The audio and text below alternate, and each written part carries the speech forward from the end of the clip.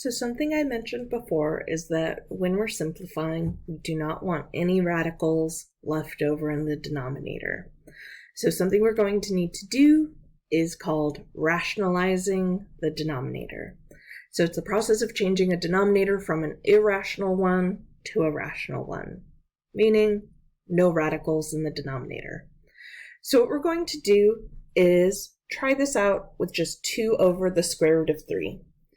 Now, we're simplifying expressions here, which means if I change anything by multiplying, it has to be something equal to 1.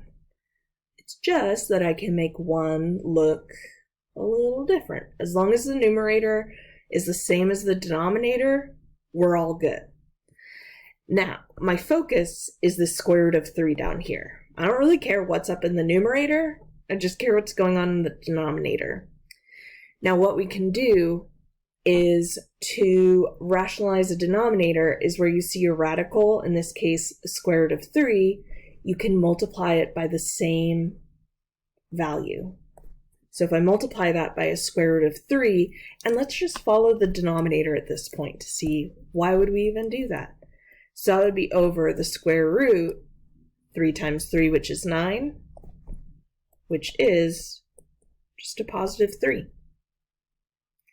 So we're choosing a value so that the radical cancels out with what's underneath. So what we'll be having is, if you have a square root of 3 times a square root of 3, well, because you're doubling up those 3's, that'll come out of the radical. Now, we also have to focus on the numerator, that if I'm multiplying the denominator by a square root of 3, I have to do the same in the numerator. So that'll be a 2 times the square root of 3. And that'll stay 2 times the square root of 3. And then you might be tempted to cancel out those 3's, but you cannot. The 3 in the numerator is trapped under a radical. That's the square root of 3. We're trying to think of what squared would give us a 3. And it's something different from 3. So with that, be sure to think of it. That's why I kept using that terminology of trapped. It's like this 3 is trapped underneath a radical, and it can only cancel out with other things trapped under a radical. Then there are the pieces that are outside the radical. We have the 2 and we have the 3 down there. And if there was any way to cancel out values between those two, we would. But 2 divided by 3 just stays 2/3. So this is our final form here. It might look more complicated than what we started with, but we don't have a radical in the denominator anymore. So that's what we're looking for. So let's try this out with a few examples here. So 5 over the square root of 6.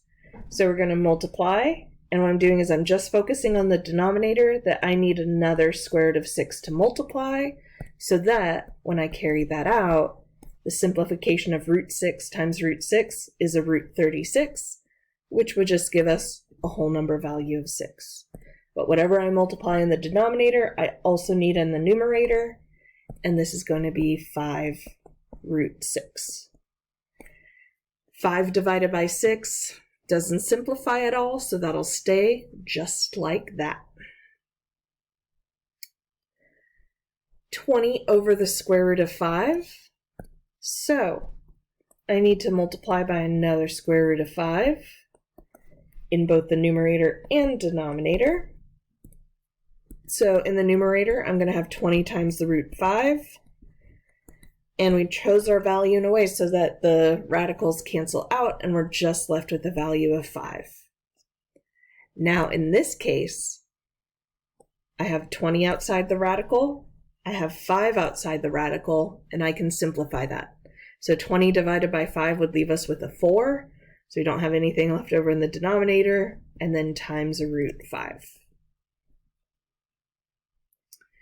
Okay, 1 over root 12, we're going to multiply, and we need another root 12 and a root 12. So root 12 in the numerator over a positive 12. And we're not quite done yet because we can simplify this radical of 12. And that's something we could have done at the beginning. And just for the sake of lots of examples, I'll show you how to do that down here, but let's go with this route. So I could re-express the square root of 12 as a 4 times 3, which the square root of 4 is a 2.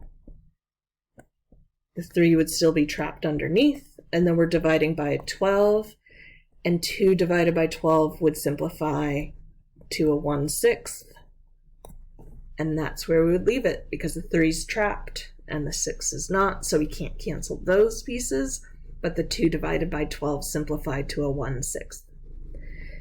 Now, we could have started by simplifying the radical, so let's see how that would have worked out. So we could have rewritten this as 1 over, and then again thinking of that 4 times 3, so this would have been 1 over 2 times root 3. And then if I was rationalizing, what I would just need is to multiply by a root 3. So from there, I'd have a 1 times root 3 in the numerator, and the denominator, 2 times root 3 would just be 3, and there's a root 3 over 6. So you can either simplify first or simplify at the end. It'll get you to that same answer.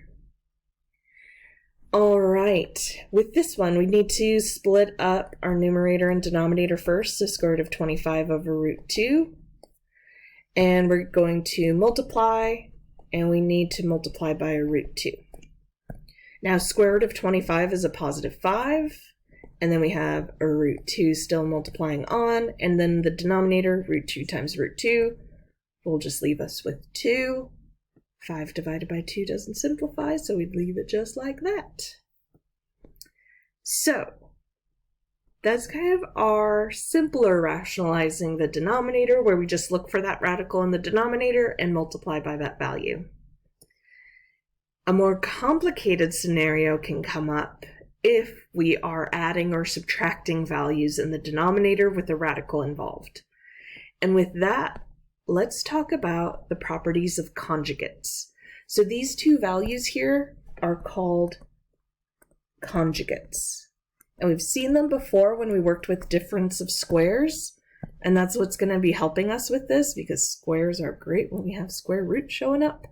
But it's that we have the same term. So we have root 3, we have a term of 2, one is subtraction, one's addition. That's what's making it conjugates. The numerical values are the same, but one is the addition of those two values and one is the subtraction of those two values.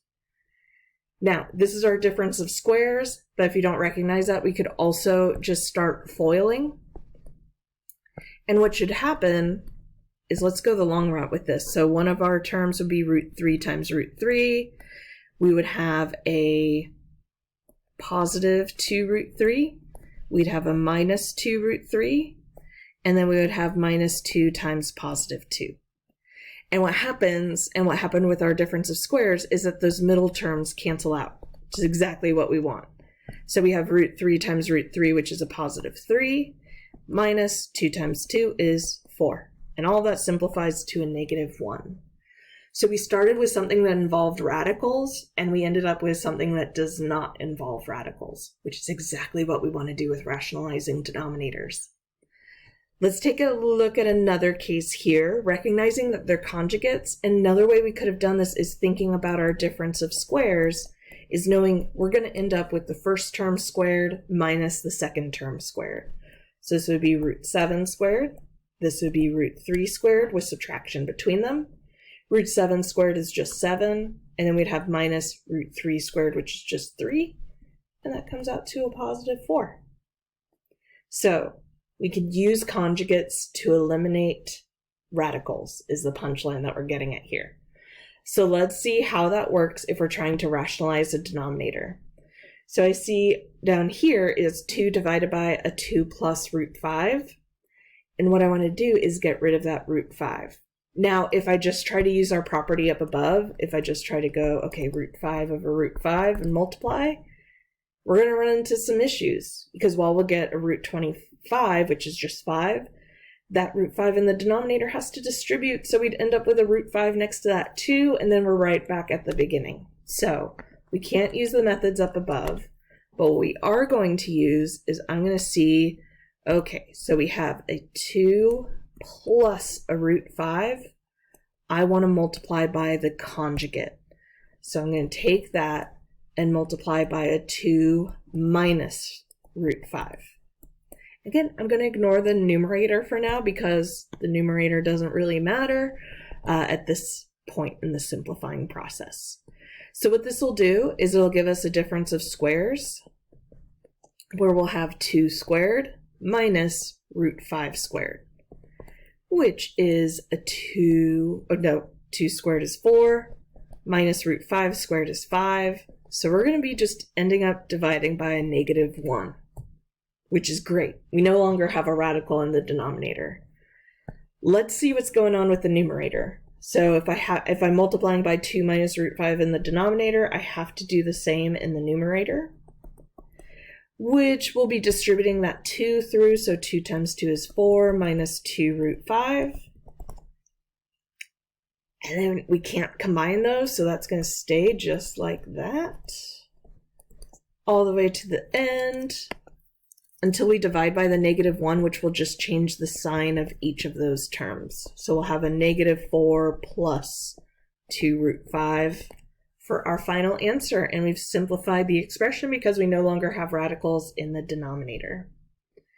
All right, let's look at 2 examples here with rationalizing denominators with using the conjugates.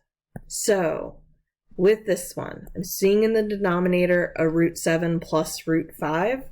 So what I want to do is multiply by a root 7 minus root 5. And if I do that in the denominator, I need to do the same in the numerator. So still just multiplying by 1, it's just a special version of 1. Okay, in the numerator, that 2 is going to distribute, so I'm going to have a 2 root 7 minus 2 root 5 over root 7 squared, which is 7, minus root 5 squared, which is just 5. So this is going to be 2 root 7 minus 2 root 5 over 7 minus 5, which is 2. So everything in the numerator is going to get divided by 2, so that's a root 7 minus root 5 for a final answer. We can't combine those because they don't have the same radicand, so they stay separated like that in their expression.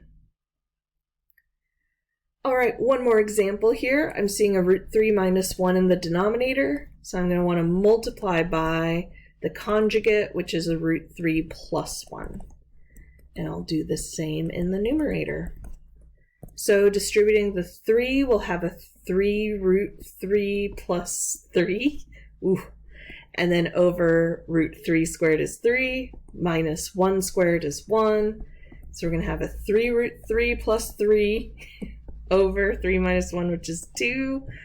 And that doesn't divide into those nicely, so we'd leave it just like that, but we're good because we don't have a radical in the denominator anymore.